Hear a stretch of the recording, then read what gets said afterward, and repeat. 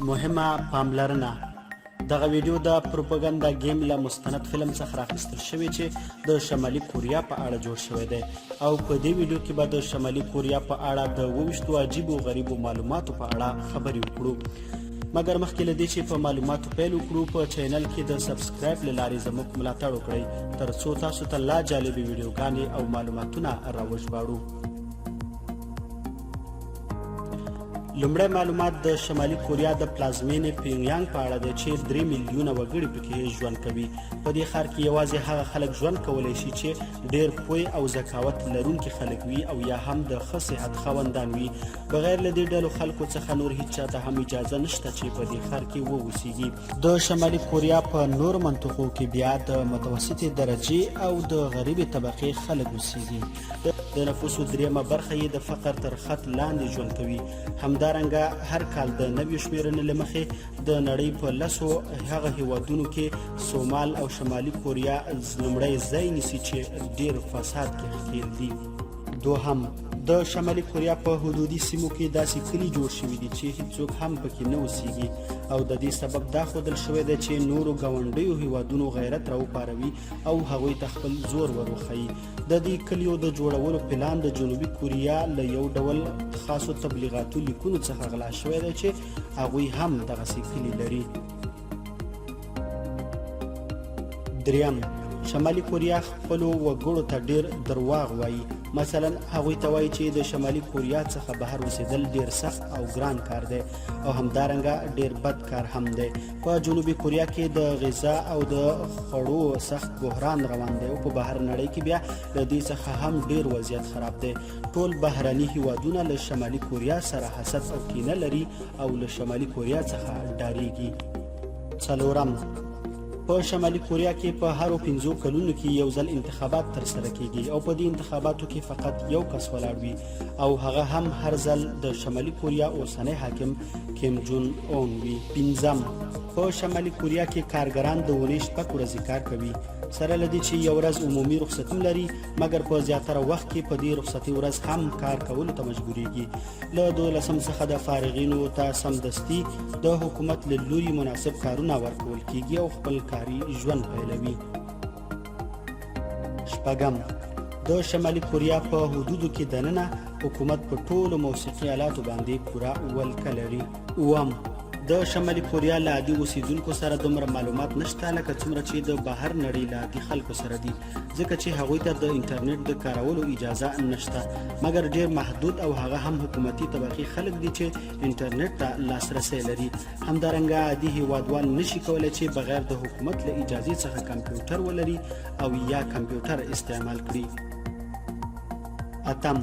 کچېرې د شمالي کوریا کوم وګړی د سیاحت او له تعلیمي سببونو پرته هیواد پرېښود نو د خیانت تور پرې لګیږي او په دې تور بیا محاکمه کیږي او که څوک بیا له هیواده وتښتېدل نو بیرته یې راولي تر څو د اعدام حکم پرې عملي کړي نهم په شمالي کوریا کې د نړیوالو اړیکو خدمتونه نشته عام خلک نشي کولی چې له بهر نړۍ سره آزاده اړیکې ولري فقط یو څو محدود سیم کارتونه شته دي چې د حکومت له اجازې وروسته د نړیوالو اړیکو خدمتونه ورکوي که څوک د دې قوانینو مخالفت وکړي نو سزا یې مرګ ده ټول دغه قوانین د شمالي کوریا هر وګړی له بهر نړۍ څخه بېخبره ساتلی دی او نه پوهیږي چې په بهر نړۍ کې څه روان دي لسم په 2014 کال کې شمالي کوریا د خپل لومړني مشر او رهبر کیم ایل سون د زیږیدو د 115مې کلیزې په مناسبت دغه ورځ په ډیرو لویو شانداره عسکري مراسمو ولمانځله په شمالي کوریا کې تعلیمي نصاب ډیری مضمونونه لري چې ریاضي کیمیا او نور علومو کې شامل دي خو په دې ټولو کې چې ډیر اهتمام او توجه ورکول کیږي هغه مضمون د شمالي کوریا تاریخ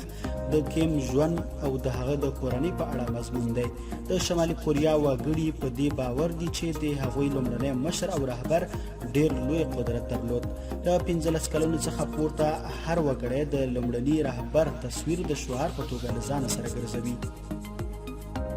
د اوسني حاکم کیم جون اون ولادت د شمالي کوریا لپاره نوی دور ګڼل کیږي. نوموړي په 3 کلنۍ کې د موټر چلول زده کړي او د بعضې رسمي سرچینو په وینا د شمالي کوریا اوسني حاکم د خپل ژوند تعلیمي دوران کې 1000 کتابونه لیکلي دي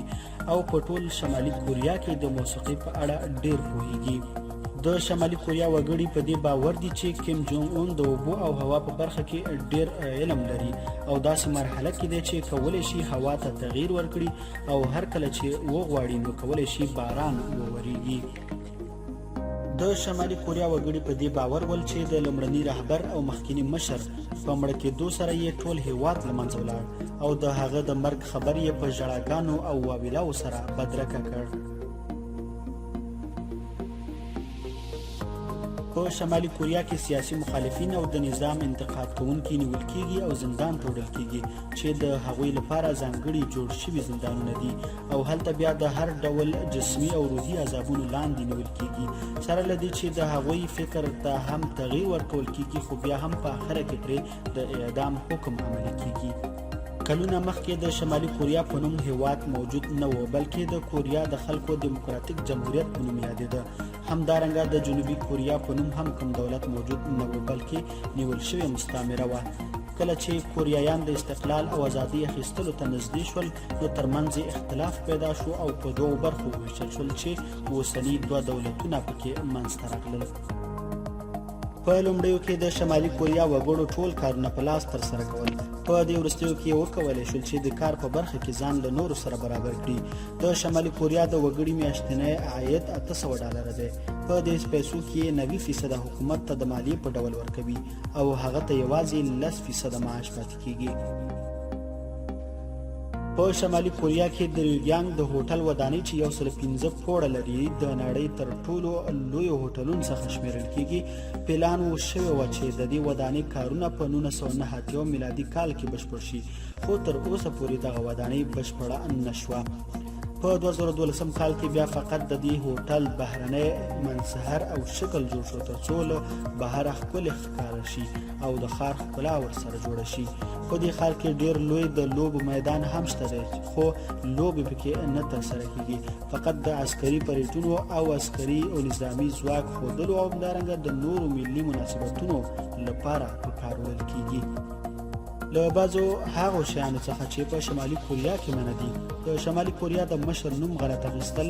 په بعضې ممنوعه وختونو کې د شراب څښل او یا هم د حکومت له رسمي اجازې پرته د کمپیوټر کارول دي. او هر کله چې څوک په جرم کې محکوم شي نو د لوبو په میدان کې د ټولو په وړاندې سزا ورکول کیږي ترڅو نورو ته عبرت شي.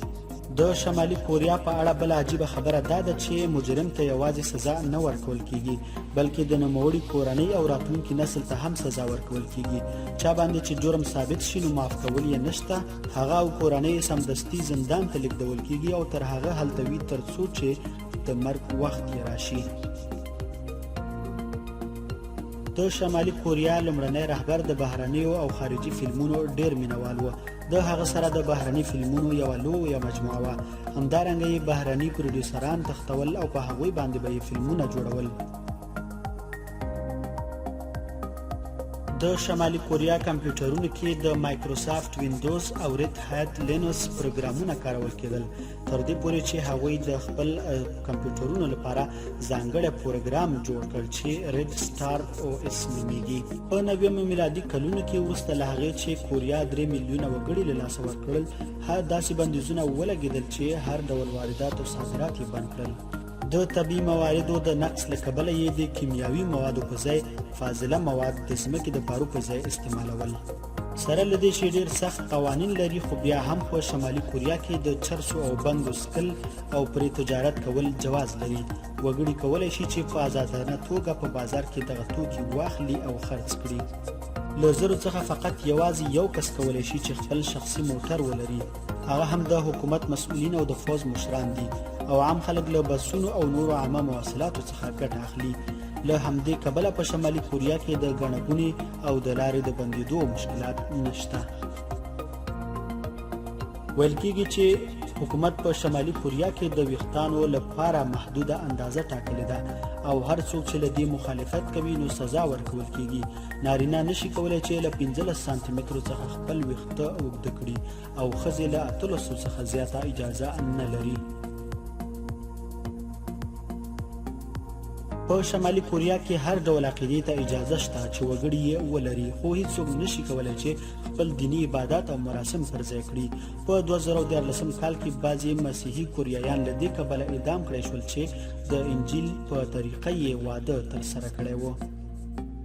د شمالي کوریا ټول نفوس تقریبا 25 میلیونو تنو ته رسیږي چې پکې 2 میلیونه یې یوازې فوجیان دي. په دې ترتیب د ټولو وګړو 15% کې یې فوجیان تشکیلوي. په دې هیواد کې اټومي بټۍ هم شته دي چې په سیاسي پیښو کې د وسلې په توګه کارول کیږي. شمالي کوریا ډیرو لږو سیلانیانو ته اجازه ورکوي چې له دې هیواد څخه لیدنه وکړي او دا هم د ډیرو پیسو په مقابل کې. یوازې هغه هوټلونو کې اوسېدای شي چې حکومت یې ورته ټاکي. همداراز یوازې له هغه ځایونو څخه لیدنه کولی شي چې د حکومت لخوا ورته اجازه ورکړل شوې وي. همدارنګه د هوټل څخه د باندې وتل او ګرځېدل د حکومت له اجازې څخه پرته ممنوع دي او د دې ترڅنګ بیا په ډېر پام سره هغه کسان هم د حکومت لخوا ټاکل کیږي چې سیلانیان ورسره د خبرو اترو اجازه لري.